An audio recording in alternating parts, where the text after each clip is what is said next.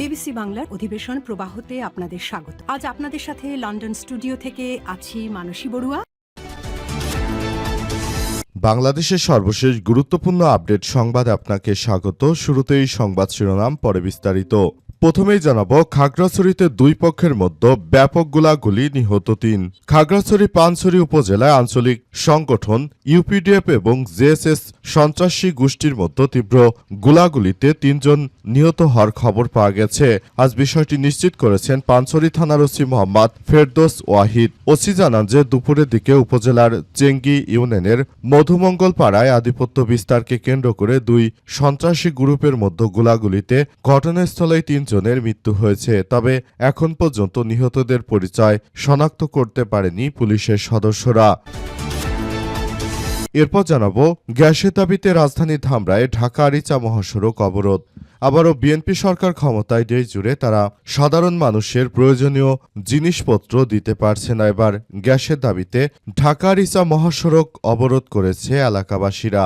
এই ঘটনায় প্রায় ৩ থেকে ৪ ঘণ্টায় ঢাকা আরিচা মহাসড়ক অবরোধ করে রাখে এলাকাবাসী। এরপর প্রশাসনের সদস্যরা তাদেরকে গ্যাস দেওয়ার প্রতিশ্রুতি দিলে তারা অবরোধ তুলে নেয়। মূলত বিএনপি ক্ষমতা আসার পর থেকেই এইসব এলাকাগুলোতে গ্যাস দিতে ব্যর্থ হচ্ছে। এদিকে ১২ সপ্তাহের মধ্যে দেশের প্রতিটি উপজেলায় নাকি ফ্যামিলি কার্ড দেয়া হবে বললেন সমাজ কল্যাণমন্ত্রী।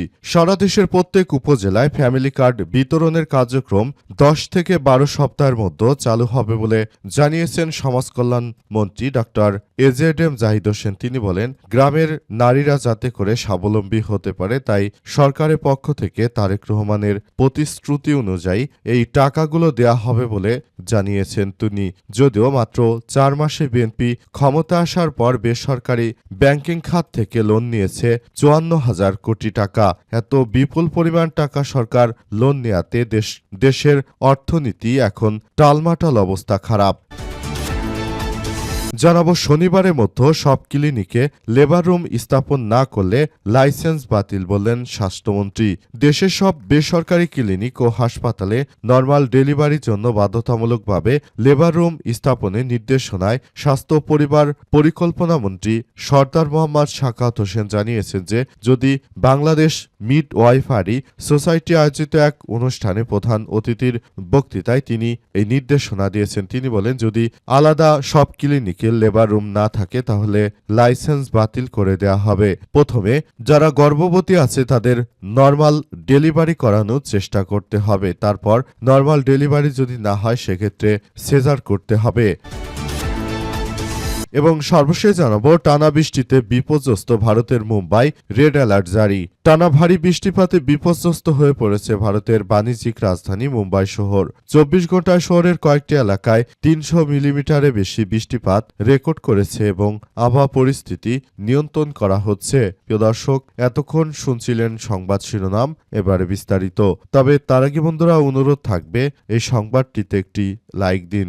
এই চ্যানেলে আপনি নতুন হয়ে থাকলে আমাদের সংবাদটি দেখতে দেখতে চ্যানেলটি সাবস্ক্রাইব করে রাখুন। কমেন্ট করে বন্ধুরা আপনার মূল্যবান মতামত জানিয়ে দিন আপনি বিশ্বের কোন দেশ থেকে বা বাংলাদেশের কোন স্থান থেকে আমাদের সংবাদটি দেখছেন এবং শুনছেন। আর বন্ধুরা, সংবাদটি আপনার সোশ্যাল মিডিয়া ফেসবুকে শেয়ার করে বন্ধুদেরও দেখার সুযোগ করে দিন। গাজা যুদ্ধে আপনি যদি নিরীহ ফিলিস্তিনিদের ভালোবেসে থাকেন বন্ধুরা, কমেন্টে ইয়েস লিখে পুরো বিশ্ববাসীকে আমাদের এই তাজা আপডেট দেখার সুযোগ করে দিন। এবারে বিস্তারিত। খাগড়াছড়িতে দুই পক্ষের গোলাগুলি, নিহত ৩। খাগড়াছড়ি পানছড়ি উপজেলায় আঞ্চলিক সংগঠক বা ইউপিডিএফ ও জেএসএস এর মধ্যে গোলাগুলিতে ৩ জন নিহত হওয়ার খবর পাওয়া গেছে।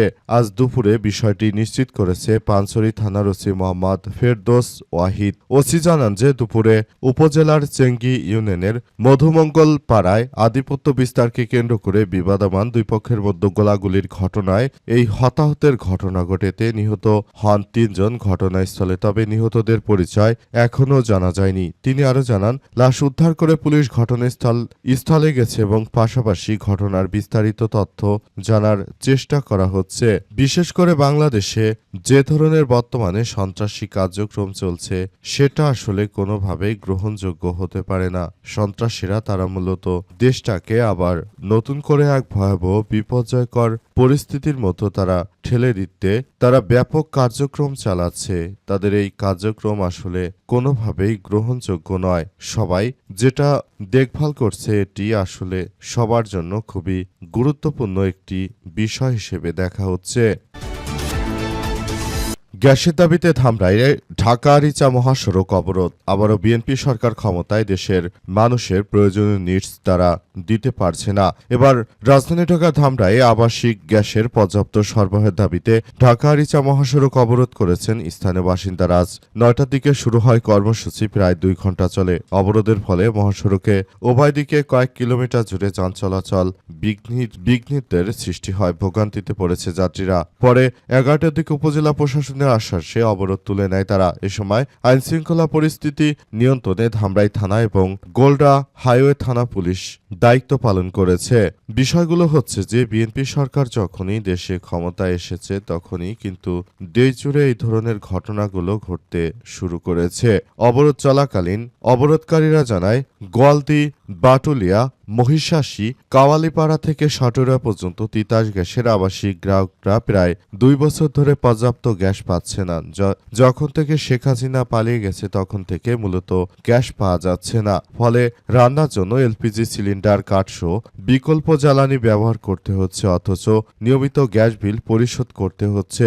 গ্রাহকদের এই চাহিদার কথা মাথায় রেখে সরকার যদি যথাযথভাবে দায়িত্ব পালন করতে না পারে তাহলে এই সরকারের বিরুদ্ধে তাই তারা মাঠে নামতে বাধ্য হয়েছে বলে নিশ্চিত করেছে তারা আরও জানায় যে এজন্যই মূলত আমরা মাঠে নেমেছি এবং আমরা বিষয়গুলো নিয়ে খুবই গুরুত্ব সহকারে কার্যক্রম চালিয়ে যাচ্ছি, যাতে করে এই ধরনের কোনো ঘটনা কেউ আর জন্ম দিতে না পারে এবং দেশ নিয়ে কেউ যেন ষড়যন্ত্র করতে না পারে সেটি মাথায় রাখতে হবে। আগামী ১২ সপ্তাহের মধ্যে দেশের প্রতিটি উপজেলায় ফ্যামিলি কার্ড বিতরণ করবে সরকার বলে জানিয়েছেন সমাজ কল্যাণ প্রতিমন্ত্রী ডাক্তার এজেডএম জাহিদ হোসেন। তিনি বলেছেন যে আমাদের তারেক রহমানের পক্ষ থেকে জনগণকে যে প্রতিশ্রুতি দেওয়া হয়েছিল যে তিনি নির্বাচনে বিজয়ী হতে পারলে দেশের মানুষকে ফ্যামিলি কার্ড দেবেন, তারই প্রতিশ্রুতির ধারাবাহিকতায় এবার আমরা সেভাবে এগিয়ে যাচ্ছি। তিনি বলেন যে তারেক রহমানের নির্দেশে এই ফ্যামিলি কার্ড বিতরণ করা হবে।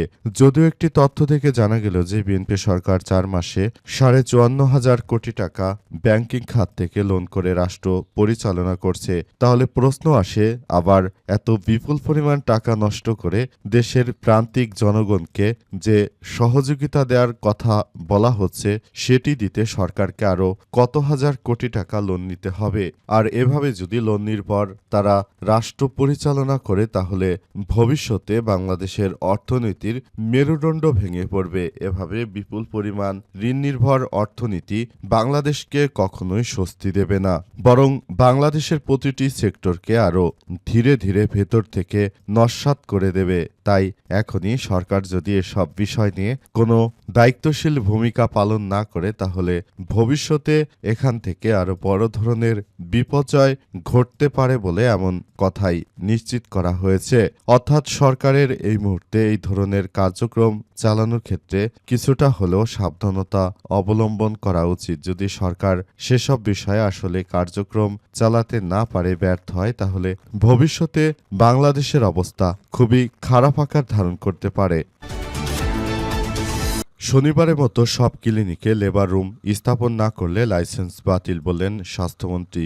নর্মাল ডেলিভারির জন্য প্রতিটি ক্লিনিকে এখন থেকে আলাদা করে লেবার রুম রাখার জন্য নির্দেশনা দিয়েছেন স্বাস্থ্যমন্ত্রী। তিনি জানান যে যদি লেবার রুম না রাখা হয় তাহলে আসলে ওই সমস্ত ক্লিনিকগুলো লাইসেন্স বাতিল করে দেয়া হবে, কারণ এই সমস্ত হসপিটালগুলো শুধুমাত্র তাদের পকেট ভরার জন্য জনগণকে এটা ওটা বুঝিয়ে তারা তারা সাধারণ মানুষদের সিজার করে তারপর এই খাত থেকে তারা বিপুল পরিমাণ টাকা আয় করে থাকে। সুতরাং বিষয়গুলো সরকার খুব গুরুত্ব সহকারে দেখছে। যদি এই লাইসেন্সের ব্যাপারগুলো যথাযথভাবে না করা হয় তাহলে আর কোনো হসপিটালই তারা সিজার করতে পারবে না। ডাক্তারেরা তারা মূলত বিষয়গুলো কখনোই গুরুত্ব দেয় না। এটি অবশ্যই দেখতে হবে। এটি সবার জন্য অত্যন্ত বাধ্যতামূলক একটি ঘটনা হিসেবে বর্তমান সরকার নরমাল ডেলিভারি করানোর ক্ষেত্রে সরকার সর্বাত্মক চেষ্টা করাচ্ছে। এজন্য আলাদা এসব ক্লিনিকে লেবার রুম রাখা বাধ্যতামূলক। কিন্তু বর্তমান সময়ে বিভিন্ন হসপিটালগুলোতে দেখা যাচ্ছে যে সেখানে মূলত নরমাল ডেলিভারির কোনো ব্যবস্থাই রাখা নেই। সেখানে হসপিটালে যাওয়ার সঙ্গে তারা সঙ্গে সঙ্গে সিজার করে ফেলে, অর্থাৎ টাকা কামানোর ধান্দাই হচ্ছে বর্তমানে সব ক্লিনিকের মালিকদের প্রধান উদ্দেশ্য। তাই বিষয়গুলো খুবই সিরিয়াসভাবে দেখতে শুরু করেছেন স্বাস্থ্যমন্ত্রী।